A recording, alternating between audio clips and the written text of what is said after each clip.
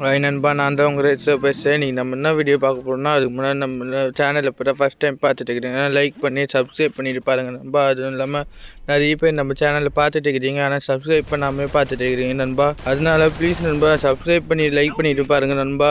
வீடியோக்குள்ளே போகிறதுக்கு முன்னாடி டேக் பண்ண ரெடியாக இருந்தவங்க நண்பா. ஏன் சொல்கிறேன்னா, எல்லா ஸ்குவாட்லேயும் இந்த மாதிரி ஒருத்தர் இருப்பான். அது எதுக்கு சொன்னேன்னு கடைசி வரைக்கும் வீடியோ பாருங்கள் நண்பா, அப்புறம் உங்களுக்கு புரியும். சரி வாங்க நம்ம வீடியோக்குள்ளே போகலாம் நண்பா. ரேங்க் மேட்ச் புஷ் பண்ணியிருந்தோம் நண்பா. அப்போ பார்த்து நம்ம டீம்மேட்டை வந்து நம்மக்கிட்ட வந்து சொல்லுவான், ப்ரோ வா ப்ரோ நம்ம அட்டாக் அடி சம்பவம் பண்ணுவோம் ப்ரோ சொன்னால், சரி நானும் காரில் ஏறிட்டேன். நம்ம டீம்மேட்டை ஏறி சொல்லிவிடுவேன். சம்பவம் ஸ்டார்ட் பண்ணுற பேரில் எங்கள் எல்லோரையும் ஃபேக்ட்ரிக்கு கூப்பிட்டு போயிடுவான் அவன். அங்கே போய் பார்த்தா தான் தெரியுது அவனும் இனிமே இருக்க மாட்டான். இந்த இடத்துல இல்லைடா நம்ம வேறு இடத்துக்கு போகண்டான்னு சொல்லிட்டு கிளாக் டவர் கூப்பிட்டு போயிடுவான் அவன். கிளாக் டவர் கூப்பிட்டு போய் பார்த்தா தான் தெரியுது அங்கேயும் அவனும் இனிமே இருக்க மாட்டான்.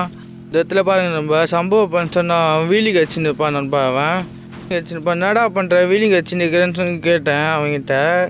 பாருங்கள் நம்ம எனிமி இருப்பானுங்க.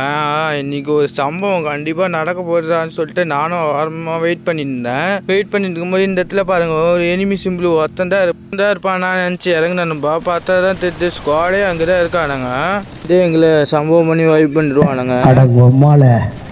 சம்பவம் உங்களுக்கு நான் இருந்தால் மறக்காமல் கமெண்ட் பண்ணுங்கள். இந்த வீடியோ பிடிச்சிருந்தா லைக் பண்ணி உங்கள் ஃப்ரெண்ட்ஸில் ஷேர் பண்ணுங்கள் நண்பா.